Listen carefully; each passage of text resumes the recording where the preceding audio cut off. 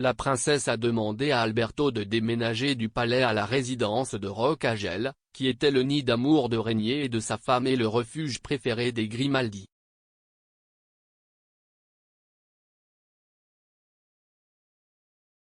Le retour de l'épouse d'Alberto de Monaco en principauté, après avoir été admise dans une clinique des Alpes pendant 4 mois, semblait annoncer le retour à la normale de Charlène, que l'on imaginait tous de retour au Grimaldi Palace, être auprès d'elle.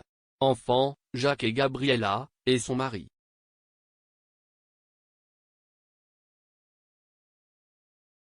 Et pourtant, la Sud-Africaine a choisi une autre destination, plus intimiste et privée, pour poursuivre sa convalescence.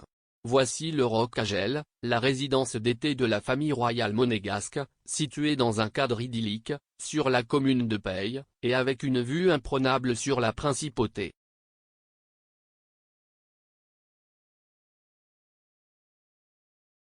On dit que dans cette enclave Charlène ressent le calme et la paix dont elle a toujours eu besoin.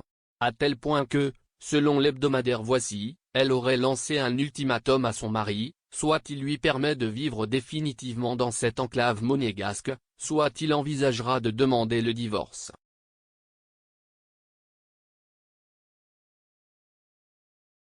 Charlène a reçu le titre de mariée en fuite quelques jours avant son lien avec Alberto.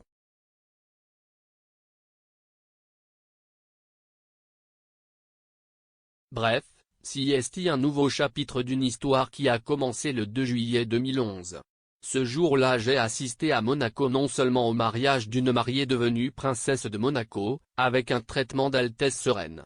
Marquise de Beau, duchesse de Valentinois, comtesse de Carlade et baronne de Saint-Lô, mais du mariage d'une jeune femme qui reçut un autre titre, celui de mariée en fuite.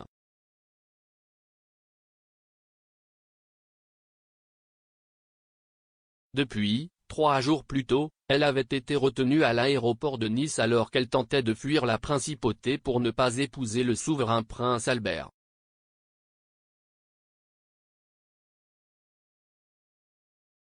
Comme elle n'a pas pu s'échapper, l'ancienne nageuse est devenue la protagoniste d'un mariage qui n'était pas un rêve, mais un cauchemar.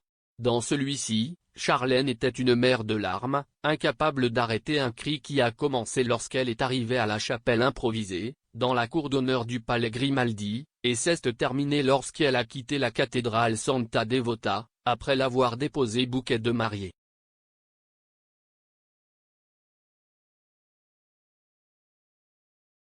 Tout le monde a été surpris par les pleurs des jeunes mariés, qui allaient au-delà du bonheur émotionnel. C'était tellement écrasant et il y avait tellement d'émotions mélangées que évidemment la tension s'est accumulée et j'ai éclaté en sanglots, expliquera plus tard Charlène.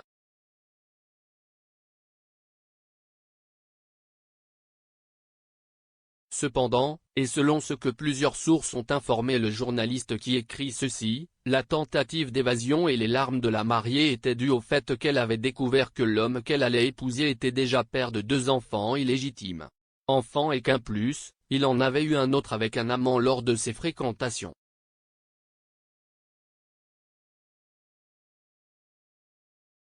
Devenue mari et femme, la froideur avec laquelle elle reçut les baisers du prince n'augurait rien de bon et, pour commencer, réalisant ce soupçon, ils passèrent la lune de miel en Afrique du Sud dans des chambres et des lits séparés.